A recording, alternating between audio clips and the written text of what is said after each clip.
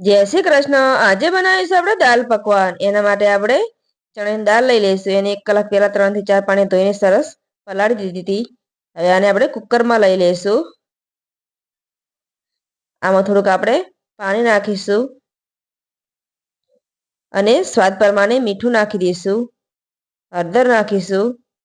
કુકરને બંધ કરી અને 3 થી 4 સીટી વગાડી દઈશું। હવે આપણે પકવાનની તૈયારી કરી લઈશું। એના માટે આપણે મેદાનો લોટ લઈ લઈશું। આમાં આપણે અજમો નાખીશું આ રીતે મસળીને, જેથી સ્વાદ સારો આવે, અને જીરું નાખી દઈશું।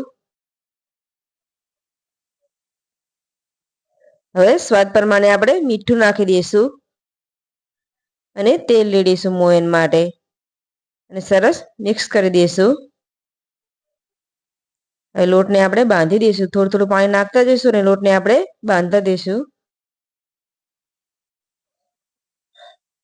લોટ આપણો સરસ બાંધી ગયો છે, તો આને આપણે 10 મિનિટ માટે ભીના કપડાથી ઢાંકીને મૂકી રાખીશું।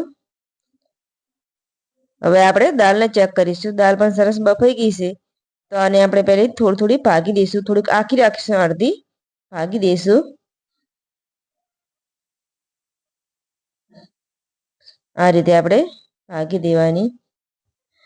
હવે કરીશું આપણે દાળનો વઘાર। એના માટે તેલ લઈશું। તેલ ગરમ થાય તો અંદર જીરું નાખીશું અને લીલા મરચાં નાખીશું, અને ગેસ બંધ કરીને લાલ મરચું નાખીશું।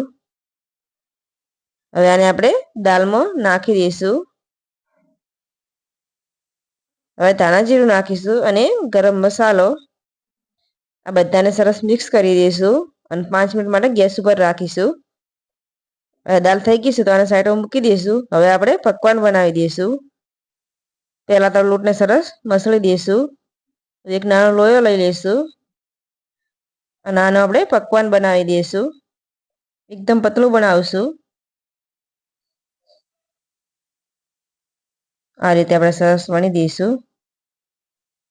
હવે કાંટનાવાળી ચમચી લઈશું અને આને બધામાં કાણા કરી દઈશું, જેથી પકવાન ફૂલે ના, અને ગરમ તેલમાં આને આપણે તળી દઈશું।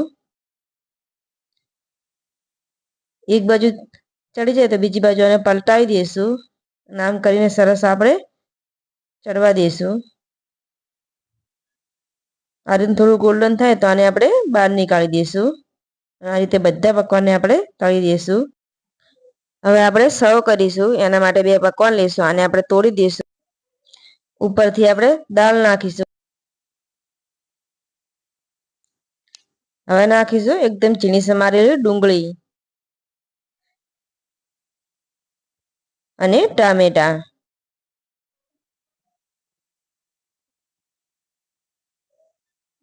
હવે નાખીશું ઉપર આંબલીની ચટણી અને લસણની ચટણી,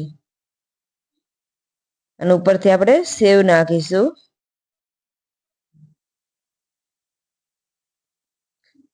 તો તૈયાર છે આપણા દાલ પકવાન।